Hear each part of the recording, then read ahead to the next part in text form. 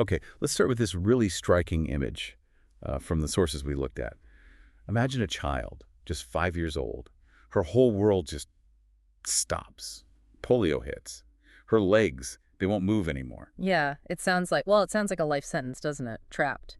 Limited. Exactly. But for the person we're diving into today, Zenta Mauriņa, this wasn't the end. The sources are really clear on this. It was actually the start of something completely different, a really challenging journey. Absolutely. So today, we're doing a deep dive into her extraordinary life, using the sources provided. We really want to explore how she navigated, profound physical challenges, enormous external chaos, and somehow transformed all that into this incredible platform for intellectual achievement. And, well, she became a source of inspiration for so many people. And what jumps out immediately from these sources is how they frame her disability. It's not presented as a full stop, like you said. It's more like a comma, a turning point. A turning point, yeah. Her story is positioned as this powerful testament to the resilience of the human spirit. And it really highlights the mind's capacity, Yeah.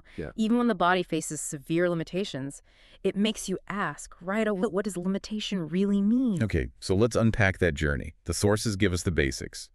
Born 1897, Lajasims, Latvia, rural town. Right. Her father was a doctor there, her mother a pianist. So you get this sense of, music and learning early on, provincial life. And then, like you said, that huge turning point at age 5. Polio. Yeah. And the sources, they don't gloss over it. They describe the impact permanently needing a wheelchair. It wasn't just physical. It turned her world upside down. The sources use this compelling phrase. They call it her first mountain. But crucially, her response wasn't despair. It was, the sources call it an awakening. An awakening, exactly. Confinement became sort of a catalyst. She couldn't roam physically, so she turned inward, intensely, into books, languages, this massive pursuit of knowledge. You see this incredible determination just bloom. Yeah. Despite everything, she excelled at school, graduated with distinction. Yeah, and then she went on to the University of Latvia, studied philosophy and philology. Philology, that's the study of language and historical texts, right? Literature, culture. Exactly. So digging deep into how people express ideas. And she got her doctorate in 1938. Which you really have to think about the context. Yeah. Early 20th century. Oh, absolutely. The sources emphasize what a huge achievement this was.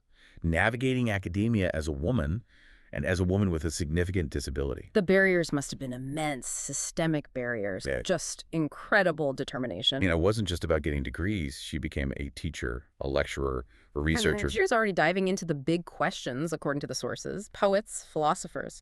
She was looking for that connection between suffering, meaning, limitation, and transcendence, even then. So she's building this intellectual life in Latvia, and then the world just explodes. World War II crashes down.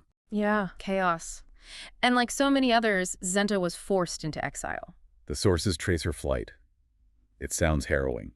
Fleeing the Soviets, first to Germany, then eventually finding some safety in Sweden. And the loss. It's described as just immense, not just losing her home, her country. But her language, right? The familiar culture, the stability. Yeah. Everything. It really forces you to consider that question the sources raise, what's left when everything is stripped away? Can you even imagine losing it all except your mind and your will? Yeah. That was her reality. A huge challenge. How do you rebuild a life, an intellectual life, in new languages, new cultures? But here's where it gets really remarkable, and the sources really highlight this. She didn't just cope with exile. No, she actively reinvented herself, which is just astounding. Despite all the trauma, the loss, she adapted, learned to write fluently in German. Yeah. That became a key language for her work, alongside Latvian. And she got a position lecturing at Uppsala University in Sweden, built a new academic base. And her output, it's mind-boggling. The sources say over 40 books eventually. 40. In Latvian and German. Many translated, reaching a global audience. And her themes during this time were drawn right from her experience, weren't they? Oh, absolutely. Exile, love, death, that constant search for joy, even in the middle of suffering. It's all there. Her autobiography, Die Weitfahrt, The Long Journey. The sources describe it as more than just a life story. It's like a meditation on journeying itself, through darkness towards light, both inside and out. Her writing style is described so vividly, a mosaic of the heart, they call it. Yeah, like a tapestry woven from pain, hope, and this relentless curiosity. Biographies, essays, novels, all trying to grasp the human condition. And in Latvia, she's actually recognized as the founder of their literary essay genre. Really? What made it distinctive? Well, the sources characterize it by its blend of personal reflection, intellectual depth, and this kind of lyrical quality. She really elevated the essay form there, a place for her own journey and her philosophy to meet. So her voice, forged in all that adversity, it reached far beyond Latvia. Definitely. The sources emphasize how much her work resonated, especially with people who'd also lost so much. Home, health, hope. Her ability to articulate that struggle from her own experience gave voice to so many. And that core message about suffering. Yeah, it comes through again and again in the sources. It's not the end point. It's more like a starting block. A crucible, yes, but one where the soul gets refined, strengthened. Now, her life wasn't simple. The sources do touch on this. Politically charged times. Incredibly charged. And her choices, leaving Latvia, writing so much in German, engaging with Western thinkers, they weren't universally accepted. There was criticism. So how did she see it? What was her perspective, according to the sources? Well, she apparently didn't see it as abandoning her roots. Her loyalty, she articulated, was to something deeper, to truth, to ideals like human dignity, compassion, intellectual freedom. She saw her work serving something beyond borders or regimes. And despite those complexities, her brilliance was recognized internationally. Oh, yes, the Nobel Prize nomination in '73. That's huge. And the sources specify why for transforming personal suffering into universal insight. Exactly. Plus other major awards, like Germany's Order of Merit, the Konrad Adenauer Prize, a real impact on European thought. But the sources keep bringing it back to something else, her real legacy. Yeah, not the medals or prizes necessarily, but the lives she touched, the minds she opened, the hearts she inspired. Her life, as the sources present it, really proves something fundamental. It proved that the body's limits, they just don't define the spirit's potential.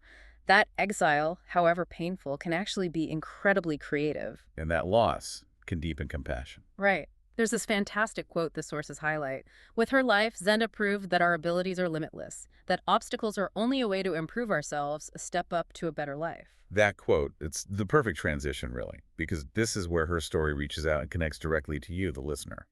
It's not just history.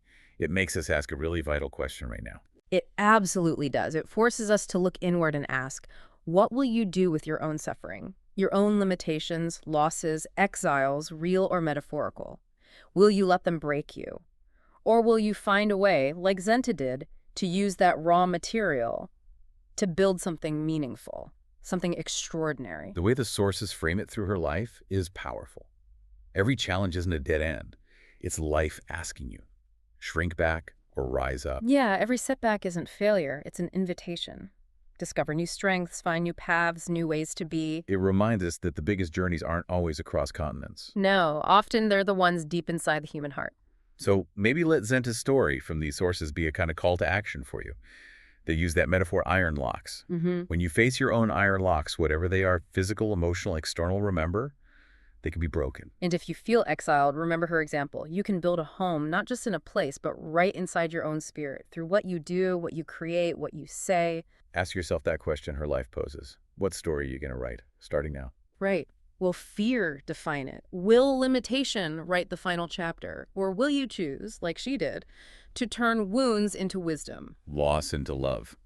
Endings into beginning. Her story's proof. The journey's long. Obstacles are real, absolutely. But your spirit, it's limitless. So take that inspiration. Start today. What are your iron locks? Find the strength to break them. Write your story. One chapter at a time. Zenta Mauriņa's life, as these sources show it. It's just this incredible living metaphor, isn't it? It really is, like that flower pushing through stone. Or a melody emerging from silence. A light shining in the darkest night. That's her legacy. It endures in anyone who dares to believe they can rise. So wrapping up this deep dive on Zenta Mauriņa, the core message from these sources is just crystal clear. Immense obstacles, physical or external, they aren't insurmountable. They can be transcended through intellect, through spirit, through sheer unwavering resilience. And maybe the final thought to leave you with, drawn from her life, is this. How can you actively take the challenges you're facing right now and consciously use them? Not just as burdens, but as, well, as the raw material. The raw material to forge growth, find deeper meaning, make your own unique contribution. just like Zenta Mauriņa did. Her story isn't just something to admire, it's an invitation. An invitation to reflect on your own potential right now and to remember that limitless power within your own spirit.